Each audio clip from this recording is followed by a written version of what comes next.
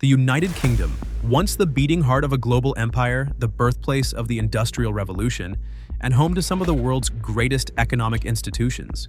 But today, that legacy is cracking. Behind the shiny skyline of London lies a country struggling with stagnant wages, rising poverty, and one of the worst housing crises among developed nations. Real disposable income hasn't grown in over a decade. Productivity is falling behind major economies. And home ownership? Out of reach for millions. Some economists now warn the UK is showing early signs of a third world economy. How did this happen to one of the richest nations on Earth? What went wrong? In this video, we'll uncover the economic missteps, the political decisions, and the social impact that could drag the UK into irreversible decline. This isn't just about Britain, it's a warning for the world. Let's begin. The United Kingdom is an island country located in northwestern Europe, consisting of four main nations: England, Scotland, Wales, and Northern Ireland. It borders the North Sea, the English Channel, and the Atlantic Ocean, making it one of the most strategically located countries in terms of geography, with a population of around 68 million people. London, its capital city, is not only the largest economic center in Europe, but also a global hub for culture and finance.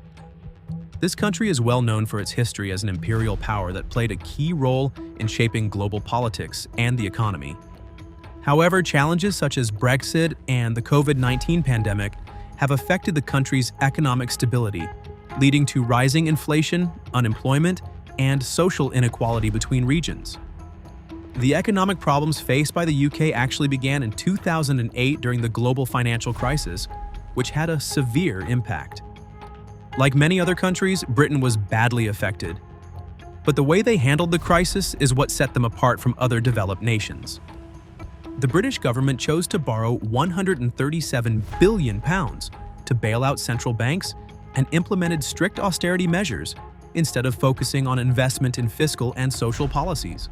This led to harmful consequences such as no tax cuts or increases in the minimum wage, which in turn caused real household income to stagnate for more than a decade.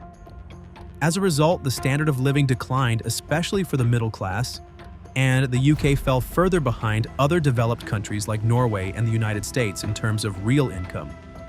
This gap continued to widen, creating a significant deficit in household earnings. With household incomes shrinking, consumer spending was also affected, which slowed down economic growth and led to a prolonged decline in the UK economy. In the mid-20th century, the UK was among the most advanced countries in the industrial sector, especially in steel production, textiles, and heavy manufacturing. However, since the 1970s, the UK has undergone a widespread process of deindustrialization. Many factories and manufacturing companies relocated overseas due to cheaper labor costs and looser regulations in other countries, such as China. Furthermore, the increasing use of machines in the manufacturing process reduced the need for human labor, which significantly changed the UK's economic landscape. This had a major impact on workers, especially in areas that relied heavily on the industrial sector. For example, regions like the Midlands and Northern England, which used to depend on manufacturing, saw a significant drop in job opportunities when companies and factories moved out. According to reports, the manufacturing sector now contributes only around 10% to the national GDP, compared to 27% in the 1970s. This shift marked an increasing dependence on the services sector, such as finance, which is mostly centered in the UK capital, London.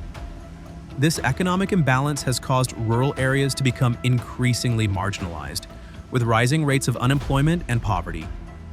To make matters worse, this deindustrialization also affected the skill levels of workers.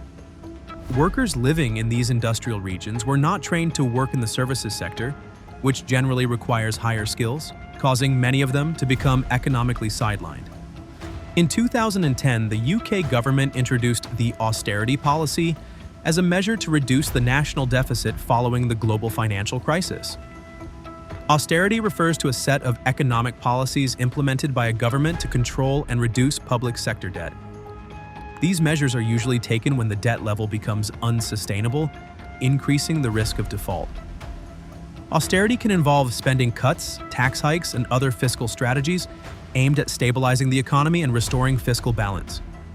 Although the UK government's goal at the time was to control public debt, Large-scale cuts in public spending had a negative impact on many sectors, including health, education, and social welfare.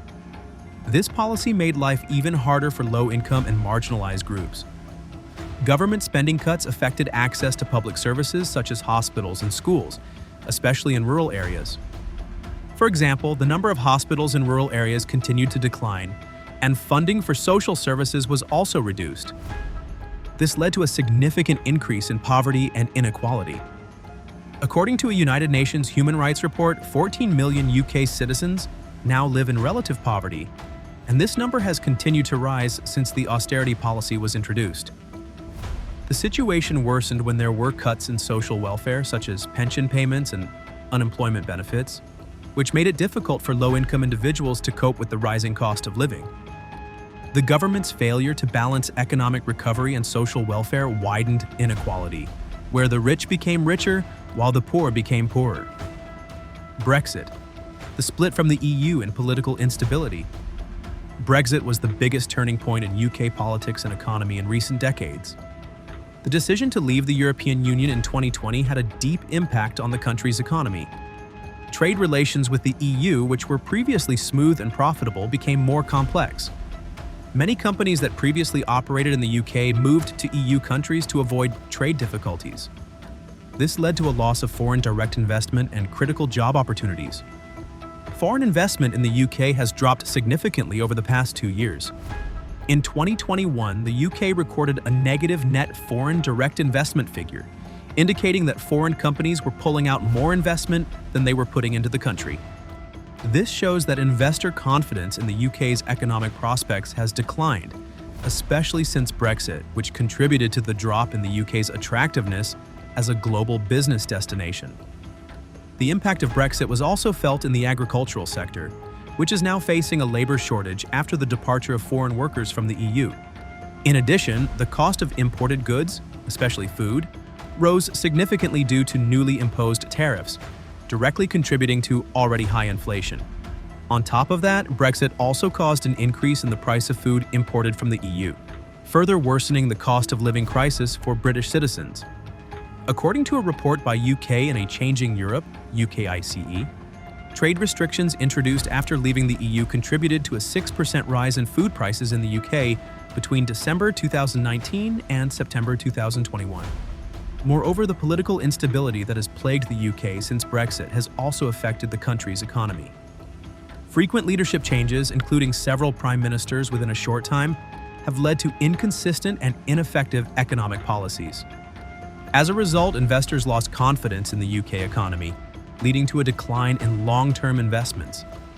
Not only that, the ongoing political turmoil has prevented the government from implementing stable and clear policies, which has further harmed the overall economy. As a result of all these factors, the UK is now facing a complex economic crisis brought on by several major issues. Although the UK still retains certain strengths as a developed economy, particularly in the financial services sector, the decline in other sectors and growing economic inequality have placed the country on the brink of even more serious deterioration.